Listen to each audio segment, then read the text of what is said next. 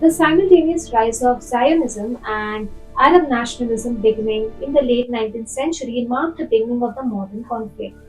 Despite the long term coexistence of Arab and Jewish peoples throughout the Ottoman Empire and beyond, Zionism, the movement for a Jewish national homeland, emerged from one of the darkest chapters in European history. Jewish communities across Europe have faced centuries of discrimination and persecution.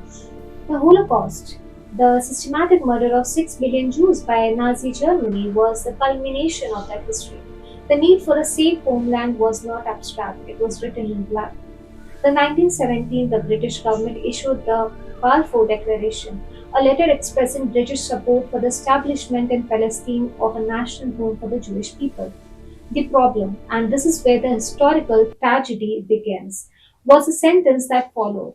The declaration promised this would be done without prejudicing the civil and religious rights of existing non Jewish community in Palestine.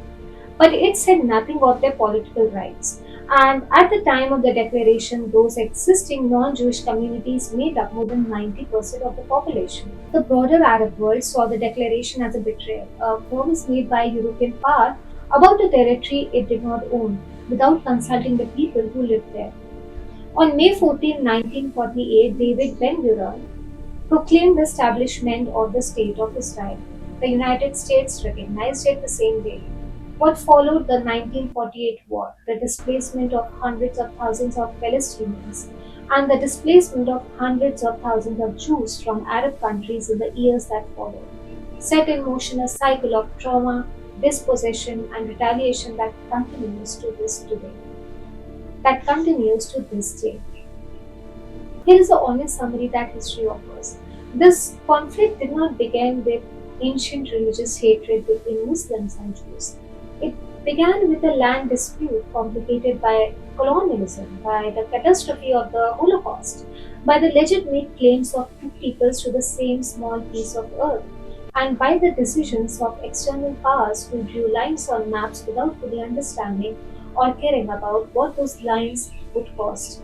The hatred came later, born of war, fed by grief, sustained by political interest on all sides. It was not always there. And now the hardest question, can it go back? Not to some romanticized perfect past, history is never that clean.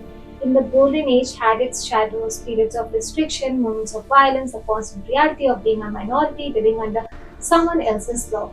But can human beings, Muslim and Jewish, find their way back to something that looked more like Cordoba than like what we see today?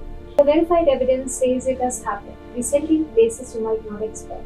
In Morocco, where a Jewish quarter called the Mellah still exists in Fez, and where the king has publicly restored Jewish cemeteries and synagogues as part of a national heritage project, where Muslims and Jews maintained coexistence long after the conflicts elsewhere.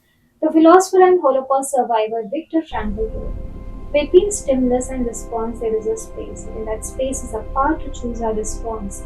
In our response lies our growth and our freedom. The stimulus, the conflict, the grief, the generations of loss on every side is real. The space still exists. The question of what we do with that space, what we choose to build in it, is the one that history cannot answer for us. Subscribe to KP Lately, new perspective every week. Between stimulus and response, there is a space. In that space is our power to choose our response. In our response lies our growth and